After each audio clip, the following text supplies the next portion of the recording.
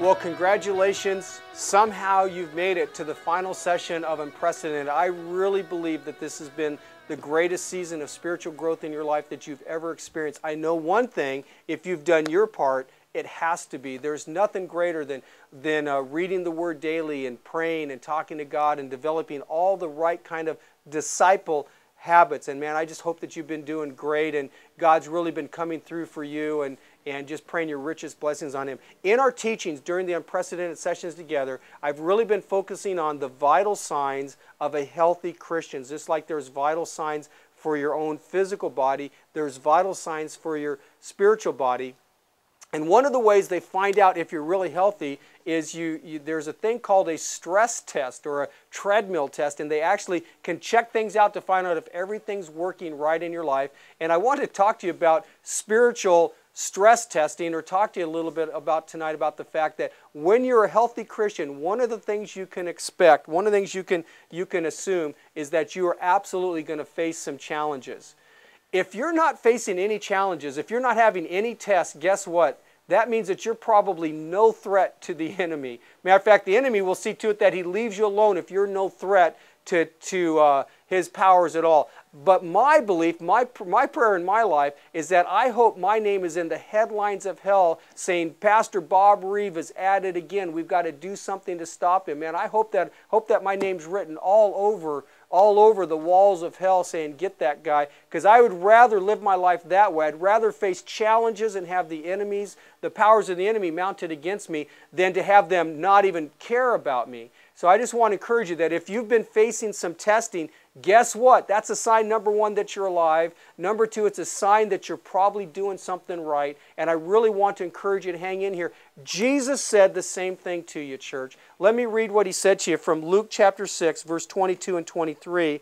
He says this to you. He says, "Blessed are you when men hate you." Ouch. We all like to be liked, but listen to what Jesus says. "Blessed are you when men hate you, when they exclude you and insult you and reject your name as evil because of the Son of Man."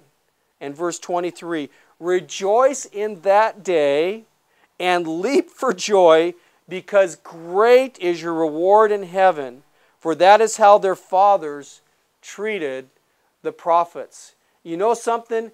Testing, obstacles, challenges are a part of life. Jesus experienced it. All the great men and women of the Bible experienced it. And my guess is you're going to experience it too. And that's one of the primary reasons why I wanted you to fall so in love with God over the last several months. Because testing is something you can expect. And testing is proof of things. You know something? We're not proven in how we handle the good times. We are proven as men or women in how we handle the difficult times, the challenging times. And God is much more interested in our character than our comfort. So these tests will come our way, primarily because the enemy might be after us, and then also because God is actually trying to develop His character in us. He wants us to be more like Jesus. You know something? If you never face a test, you're probably not a threat. And even though you might think, well, Satan's just trying to break me, and maybe he is, I have good news for you. God is trying to make you. He is absolutely for you. He is on your side. And if you're going through hell, by the way, as you may have heard it, if you're going through hell, don't stop. Keep pressing through and keep going on. Testing is a regular part of life. Persecution is something you can expect. And as tough as things may seem to you right now, guess what?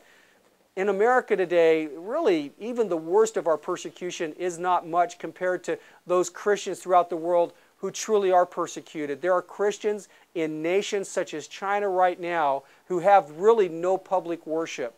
And they have underground churches, and they truly are persecuted. We need to pray for them and lift that up.